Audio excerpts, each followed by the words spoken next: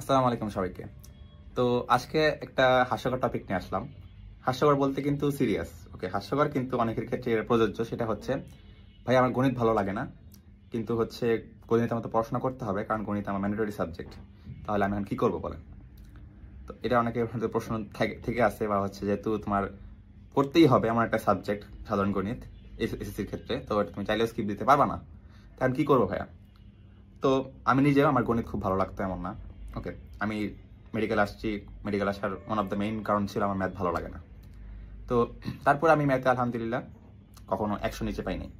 ওকে, আমি PSC, JSC, SSC, HSC প্রত্যেকটা math, higher ম্যাথে আমার 100-র নিচে কোনো মার্ক নেই বোর্ডে। তো ম্যাথ আমার ভালো লাগতো না, তাও হচ্ছে আমি ম্যাথে 100-তে 100 পাইছি কেমনে, সেটা আজকে একটু শেয়ার করবো। জিনিসটা কি, ম্যাথ কীরকম পরীক্ষায় আসে বোর্ডের ক্ষেত্রে বলতেছি, সেটা কিন্তু প্রেডিক্ট করা অনেক সহজ। আমি যেহেতু আমার ম্যাথ ভালো লাগে না, আমার খুব বেশিভাবে থিওরি শিখে সব কিছু শিখে আমার আসলে পড়ার ইচ্ছা ছিল না। সবার ইচ্ছা থাকে না, অনেকেই থাকবে যাদের জাস্ট কোনো মতে প্লাস পাইলেই হয়েছে এরকম একটা ধারণা নিয়ে আসো। সমস্যা নেই, সবার সব কিছু শিখতে হবে এমন না। ওকে, সব কিছু ভালো লাগবে এমনও না। তো আমি কী করতাম, আমি 9-এর শুরুর থেকে বা 11-এর শুরুর থেকে এসএসসি, এইচএসসি বলো, দেখতাম।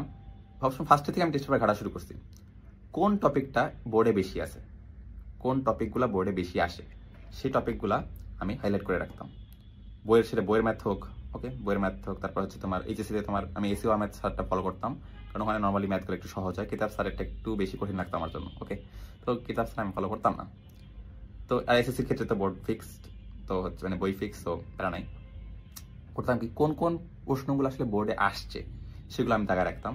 প্লাস হচ্ছে গিয়ে পারলে স্টিকি নোট দিয়ে কি ধরনের প্যাটার্নের প্রশ্নগুলো আসছে সেগুলো পাশে লিখে রাখতাম। এম করে হয়েছে কি, আমি খালি ওই স্পেসিফিক প্রশ্নগুলাই বেশি প্র্যাকটিস করতাম। আর দিন শেষে যেসব বোর্ডে আসে সেসবই কিন্তু আসলে স্কুল কলেজে দেয় বেশিরভাগ ক্ষেত্রে।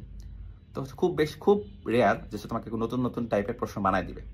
বেশিরভাগই হচ্ছে সেম প্যাটার্নের প্রশ্ন, জাস্ট ভ্যালুটা চেঞ্জ করে দিবে, এরকমই পরীক্ষা হয়। তো আমি এটাই করতাম, জাস্ট ফার্স্টের থেকেই জাস্ট বোর্ড ওরিয়েন্ট করে পড়তাম, যাতে বোর্ডে আমি একটা ভালো রেজাল্ট করতে পারি। আর এটা করতে গিয়ে আলহামদুলিল্লাহ আমি এখন পর্যন্ত কোনো বোর্ডের এক্সামে আমার 100-র নিচে নামে নেই। ওকে, আমার 100, 200 সবগুলোতেই আমার আসছে। তো আমি তোমাদের বলবো যে হচ্ছে তোমরা এই যারা হচ্ছে কি ম্যাথ ভালো লাগে না, তারা এই টপিকটা মানে এই প্যাটার্নটা ফলো করতে পারো। শুরু থেকেই বোর্ড ওরিয়েন্ট করে পড়বা, ঠিক আছে? সবার ম্যাথ ভালো লাগবে না, সবার ম্যাথ মতো ভালো করে শেখার ইচ্ছা থাকবেও না। অনেক হয়তো মানে রিপ্লাই দিতে পারো বা কমেন্ট করতে পারো যে ভাই আপনি তো শেখার মজাটাই নষ্ট করে দিচ্ছেন। কিন্তু ভাই আসলে দিন শেষে তোমার যদি ভালো রেজাল্ট না হয়, তখন তোমার শেখার ইচ্ছাতেও অনেক সময় কিছু হয় না। ওকে, তো এটাই আমার দিন শেষে কথাবার্তা। তো আশা করি তোমাদের সবার একটা কাজে লাগবে, এই আশাবাদ ব্যক্ত করে এখানে রাখছি আজকে। আল্লাহ হাফেজ।